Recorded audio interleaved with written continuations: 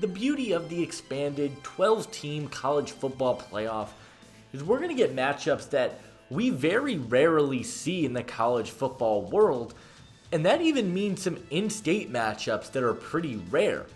The home field advantage is also something that I'm really excited to talk about because in this matchup, I think you've got a very special home field advantage that is going to be really fun to see on the biggest stage. The Notre Dame Fighting Irish, the number 7 seed in the college football playoff, will be taking on the number 10 seeded Indiana Hoosiers, who have been one of the best stories in all of college football this season. Before we get into this matchup though, be sure to hit that like and subscribe button and check out the other college football playoff previews that we will be doing for every single game of the playoffs leading up to the national championship. I also did some early transfer portal predictions, so if you guys want to check those out, be sure to ring that notification bell so you never miss out on a video. But let's talk about these two teams because they're both in the state of Indiana and they both have had very similar seasons. Notre Dame has been pretty dominant for the entirety of this college football season, and it didn't start off the prettiest. The Irish have what you could argue is the worst loss in the entire country when they suffered a loss to Northern Illinois early on in the season at home. But ever since that moment, it seems like a flip has switched with this Notre Dame team, and they have looked virtually unstoppable the entire season. I've seen some people discrediting the Irish and want to talk about the loss to Northern Illinois, but let's just take a look at their resume and I'll let you be the judge of this. They beat number 20 Texas A&M on the road, they beat number 15 Louisville, dismantled number 24 Navy, and dominated the American Conference champion in number 19 Army, who many people thought should have gotten into the college football playoffs. They dominated all season long, and they beat really good teams. A big part of the success of Notre Dame has been their run game.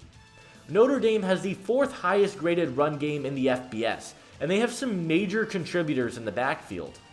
They have 3 players with over 500 rushing yards and have 40 rushing touchdowns as a team this year. Jadarian Price has been solid for them, running for 649 yards. But the two standouts have been sophomore Jeremiah Love, who's been the complete superstar package for this team. He has 133 carries, but is averaging 7 yards per carry and has 15 touchdowns this year. It seems like every time Love touches the ball, it turns into a big play for Notre Dame. But the part that makes Notre Dame so dangerous on the ground is their quarterback, Riley Leonard. Leonard is one of the best dual threats in all of college football and has 14 rushing touchdowns this year. The heavy RPO game has been massive for Notre Dame. They have playmakers in the passing game, and Leonard has been decent as well, completing 66% of his passes. The other exciting thing about Notre Dame is their defense. They're getting incredible play, particularly from the secondary. Despite Benjamin Morrison being out for the year, the Irish have been very difficult to move the ball against. Safety Xavier Watts is a turnover machine, and they have players up front in Howard Cross, Riley Mills, and junior Tui Lamaka, who is an awesome pass rusher. They can get into the backfield and create pressure on quarterbacks. That is the big concern though. While they do have pressure, their pass rush has been one of the weakest units on their team and may be difficult and cause troubles for them in a close game. I also worry about this team if they have to play from behind. Leonard has been okay, but he's not an elite thrower of the football. The Irish are a team who play well with a lead, and if they get behind, I think a world of troubles could come for the Irish. This is a very talented roster, but when Leonard has to get back into drop-back passing sets, I think you could have some struggles for Notre Dame's offense. And this is a matchup where I don't really think you can play from behind because Curt Cignetti wins. You should Google him. That's been the narrative and headlines surrounding this Indiana Hoosiers team all season, and it has gotten them all the way to the college football playoffs. This has been one of the greatest seasons in Hoosiers football history, and the traditional basketball school is proving that they can be competitive in football. Things have really clicked for Indiana all season long in both sides of the ball. quarterback Curtis Rourke has emerged as one of the top quarterbacks in the country. It never seems like he misses throws. He's incredibly smart and cerebral, and he's a very accurate thrower of the football for this Hoosiers offense. He has a 75.4% adjusted completion percentage, and Indiana has the second highest graded passing game in all of college football, and Rourke has the highest passing grade in the entire country. Their offense has playmakers all over the field.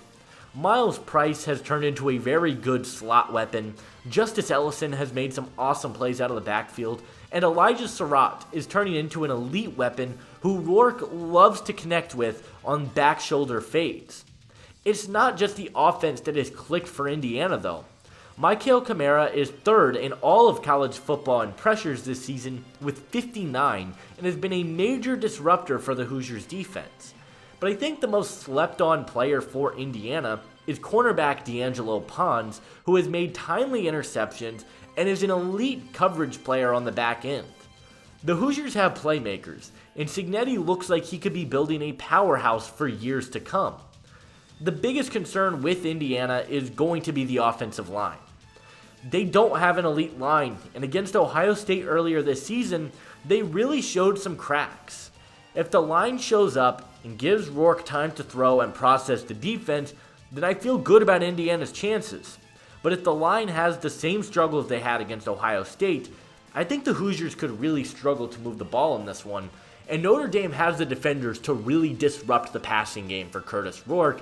And I think Marcus Freeman has done a really good job at dialing up blitzes and making the correct play calls in the correct situations. This Notre Dame team is really well coached, and Marcus Freeman is generating a lot of NFL head coaching buzz because of the success he's had this year for Notre Dame. The last thing I want to mention with Indiana, though, is going to be the strength of schedule, which has been a major talking point all season around this Indiana team. They haven't beaten any ranked opponents, and their only loss this season was against their only ranked opponent, and that was against Ohio State. Indiana has been dominant against the Big Ten, and they beat everyone in their path, but they haven't played the top Big Ten teams, which is concerning when you are in a college football playoff setting. I really like this Indiana team. I think they're well coached, and I think they have a really good quarterback that can make plays happen.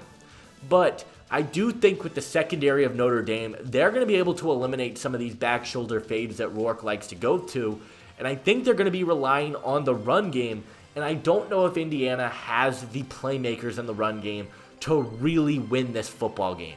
I'm going to take Notre Dame to win this game. The home atmosphere is going to be electric in South Bend, and I really love the way that Notre Dame has been able to run the football. Now, if Indiana gets off to an early lead and they're able to get comfortable, I think that could lead to some troubles for Notre Dame, but I think that this team is a little bit more balanced. They have more playmakers, and I think up front they're really going to be able to give this Indiana offensive line some struggles. I'm going to take Notre Dame to win this game in a 31-21 victory at home, and they're going to advance to the second round of the college football playoff to take on the Georgia Bulldogs. It's been an incredible season for the Hoosiers, but I think they fall just short of entering the top 8, and Notre Dame will come out on top in this one.